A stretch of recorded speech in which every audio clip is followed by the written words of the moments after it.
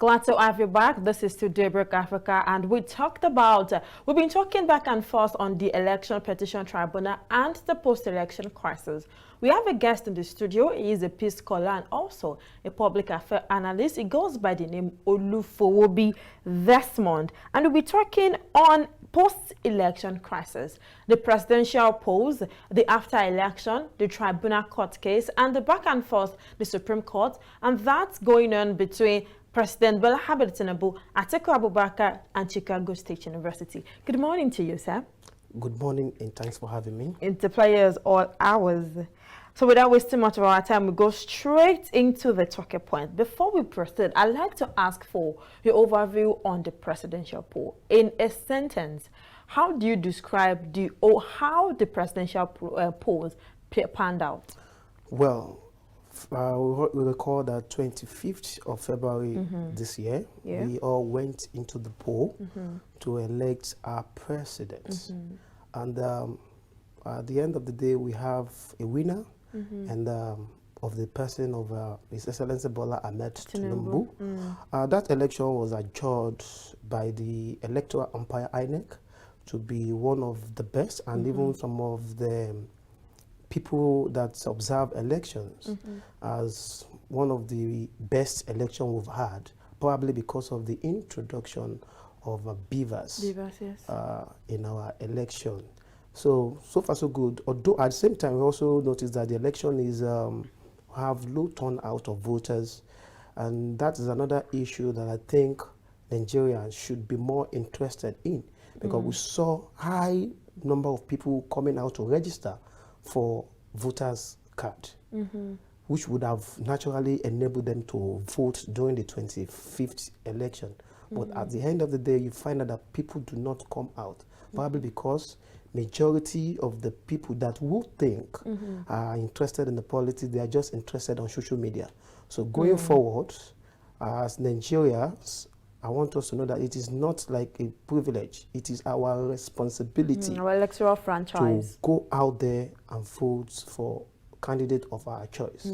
And I want to tell you that if the number of young people that we have on social media that talks about election or part of the electioneering in the last election actually came out in the election to cast their votes, we may not be having these issues we are having right now. The reason why we have these heightened issues in the cause and everywhere is simply because the percentage between the winner and the runner-up is not actually high. So I wish we have more people coming out to vote. Maybe we'll have more numbers for the winners and less number for the loser. So by now, maybe we'll not be talking about back and forth in the tribunal. Would you want to point out few things that went wrong during the election that you as an individual noticed?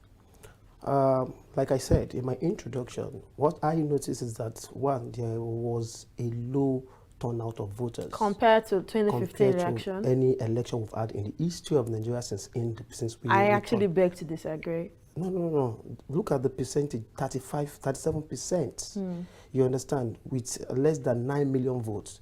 Ashwaju became our president with less than 9 million votes.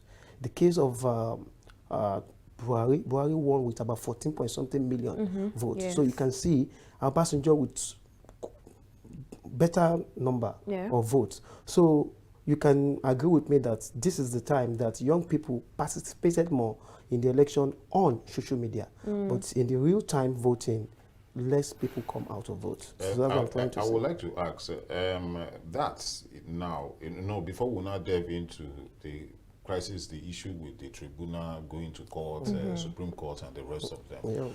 Now, the intention of the youth was to say, okay, we want to actually take over.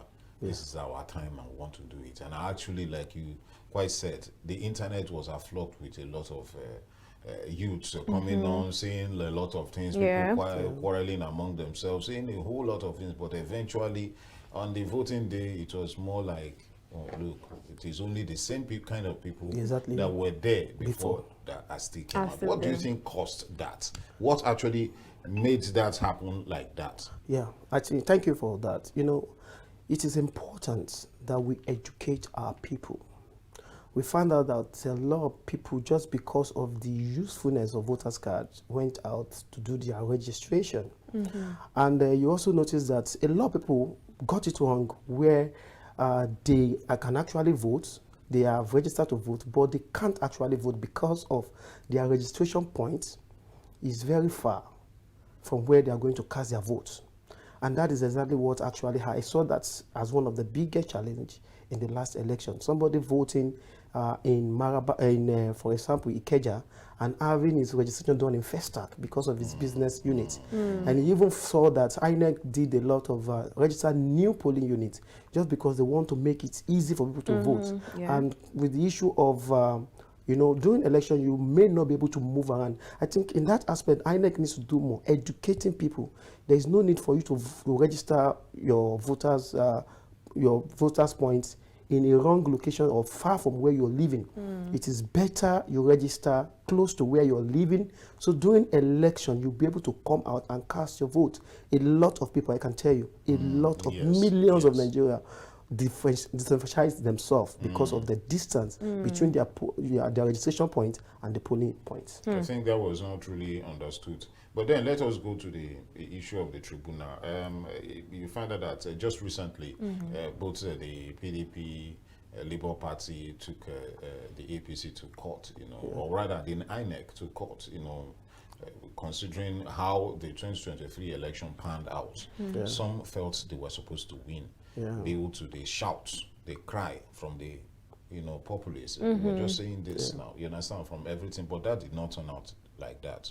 It turned out like the man who had the better structure won that case.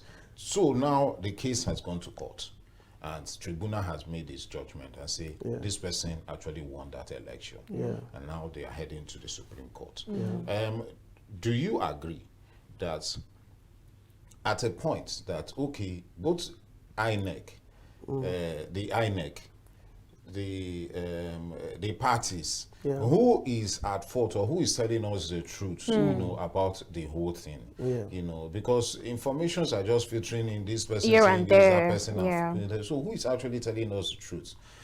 Because what I have found out in some other climes, or developed climes rather, is that when issues or informations come out against a particular candidates, those issues are actually taken seriously, you know, before the election. But those issues are still really being investigated on, even till after the tribunal judgment. So what is happening?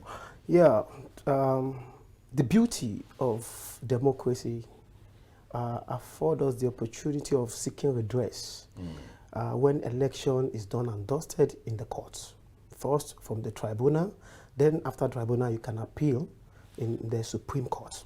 So it's one of the beauty, as our constitution rightly puts it, that if you're not satisfied with the judgment or the result that is announced by INEC, you can seek redress in the court. So Atiku Abubakar, being the candidate for PDP, and Labour Party Peter Obi, have done what the constitution requires of them, and to also stand with their supporters, their shortest supporters, to go out there and challenge, just to give some hope to their supporters. They've done well.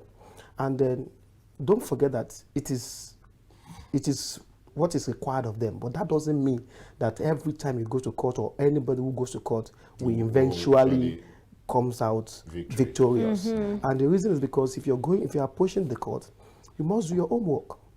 You don't just go to court because the Constitution allows you to do that. Go to court, yes. You should go to court because you have evidences. Concrete evidences. And you know that you are definitely going to win if you can present your evidence to the judges. But in this case, I'm not there, but in this case, with the ruling we have from the tribunal, it's as if these people just want to go to the courts just to give hope or opium to their followers without preparing for victory. And that is why you see that even during, you know, as a serious candidate. Sorry to cut you short. Permit me to cut your stream of thought. Now, how has these allegations and legal proceedings affected or cut into the public landscape of politics? Yes, you know, basically, you know, we get some of those allegations, like they come up just to discourage your followers. sometimes people sell these things, people say a lot of things against your person, even propaganda and libel your name just because they do want you to get election, and the public will take it seriously. You know, there are a lot of things that are false in its real sense, but a lot of people are taken seriously. Like the issue of Chicago, I don't want to disclaim because I am not there until proven otherwise, until where we have concrete evidence. You know, those are the things, those are things that you shouldn't be talking about. Those are not things that we want to hear. You understand? Those are not the things that will give you victory in election. You need to do your homework. As a candidate, you need to do your homework. And the reason why some things are not given attention to right now, like you said earlier, is because the new electoral law said 90 days before election, we have almost 8 months. This is the first time that we're having ample of time, opportunity for people to seek redress. If you don't want Tinubu to be the candidate, or if you don't want Tinubu to actually enjoy his presidency when he wins, you are supposed to have seek redress to his to some of the things you're bringing out now. What you're bringing right now, you're supposed to have brought them out long ago, not now. You understand? And that's why now they are not listening. It's not that they are not good points to argue, but because you're doing the right thing at the wrong time. So people need to understand. We need to educate people. Even for me, I wanted to say something earlier that our candidates are not serious enough. If they are serious enough, they have 8 months to actually look for evidence. You have a candidate 8 months before election, not even primaries, after primaries, almost about 7 months. But everybody was focusing on their political campaign. So there is enough time. They have ample of time to look for good evidence that time. Now they don't have enough time to look for evidence. So it's going, for me, it's like a waste of time. Okay, that's the evidence for the person the opponent to even contest. To contest. Yes. The election. Because we have cases of primary election. The reason why the court is not taking your cases serious is because they are not interested in every other thing you want to bring as evidence. They are talking about election itself. Election proper. Do this person win the election? Now, the question is not whether Ashwaju wins or not. It is about his education, is about, and those are things you are brought up early enough. Election. Yes, because when he was the governor of Lagos State, the same case came up. Yes. Now, let's talk about the judicial system. Social media has said that the judicial system has failed us, as seen on social media. Now, I want you to talk about the role of the legal system in handling these election cases. These are high-profile cases, and they should be handled with every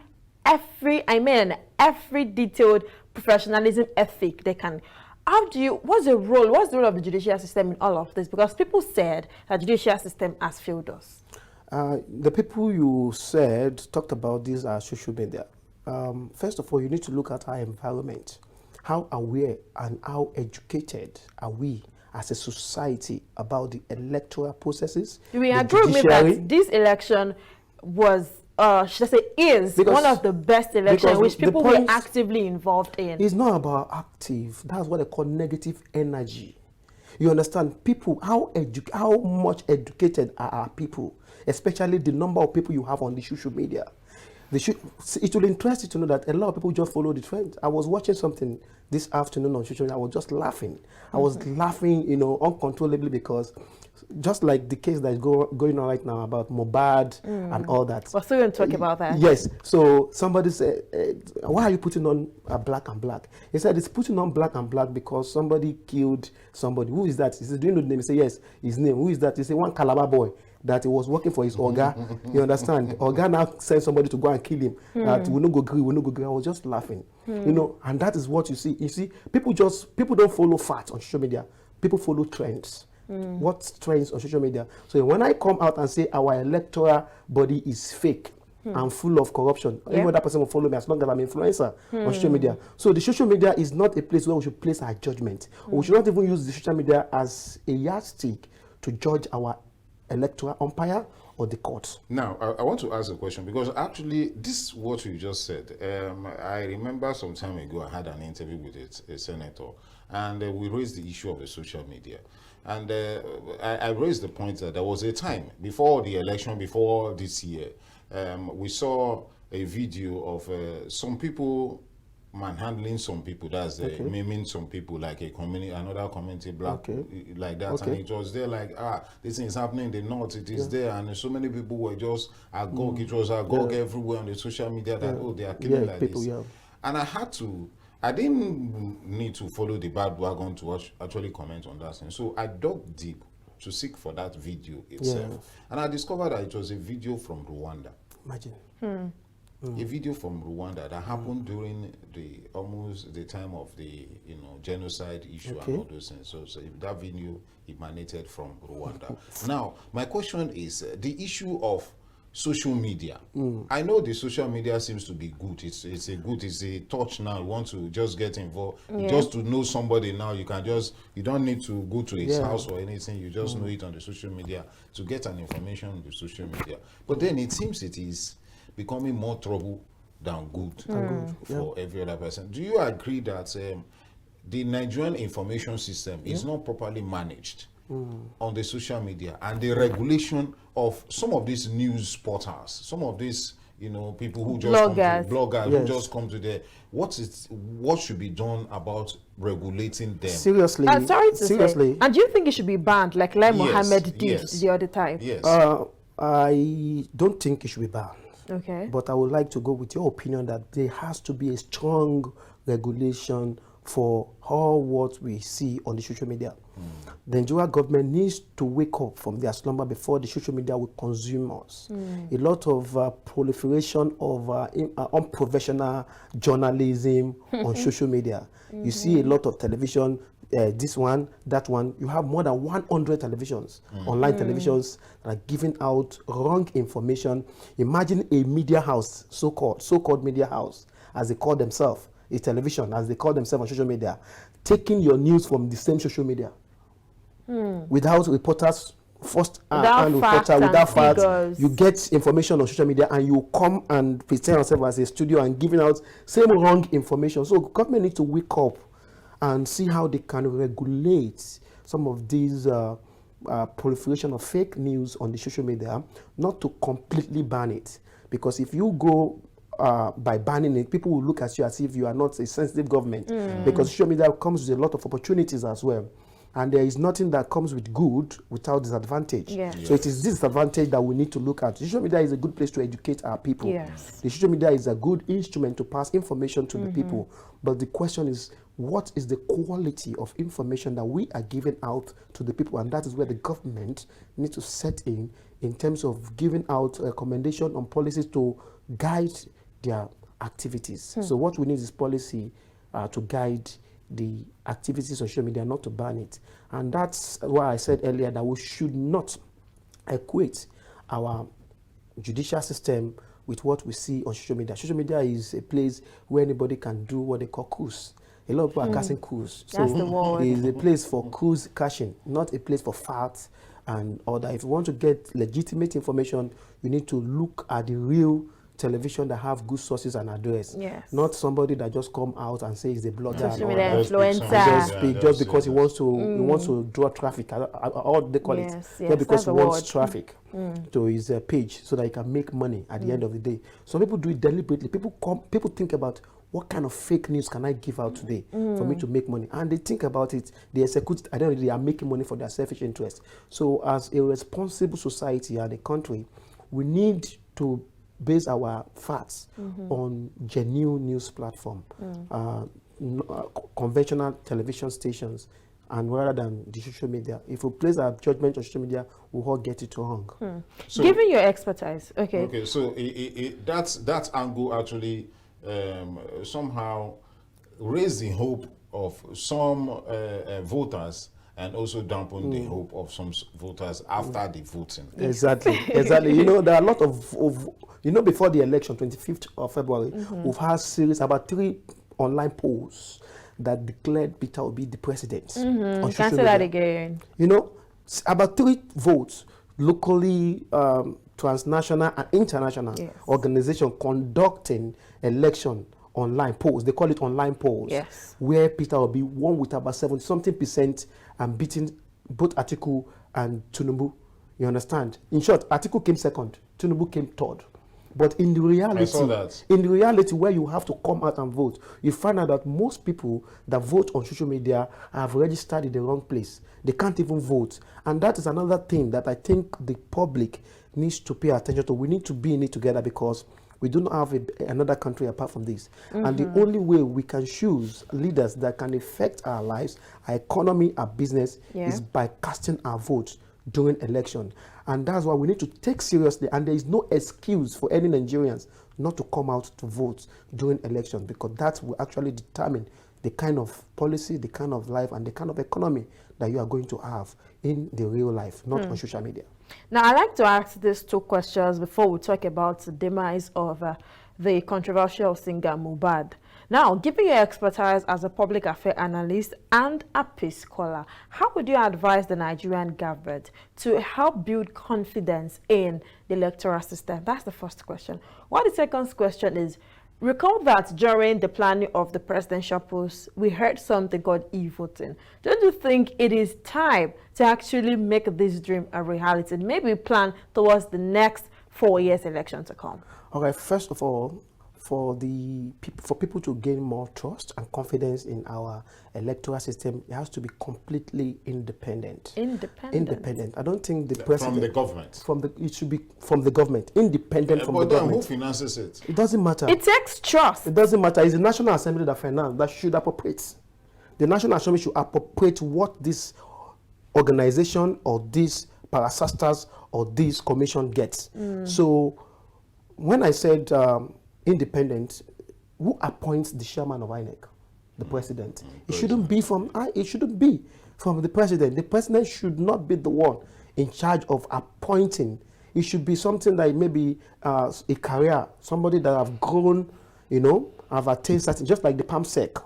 You understand? So I don't think the president should appoint, because when I appoint somebody to be the person that will be in charge, at the end of the day, we want to do something to favor me. Yes. I think in that area, that's where we're getting it wrong. Okay. If we can have an independent chairman that rose through the cadres to become the chairman of INEC from the organization, maybe it will go a long way in helping that organization to be completely independent, and that will boost the confidence and hope of the people. So what you're saying in effect is like the INEC should be like an organization. An organization that is just independent on its own. On its own.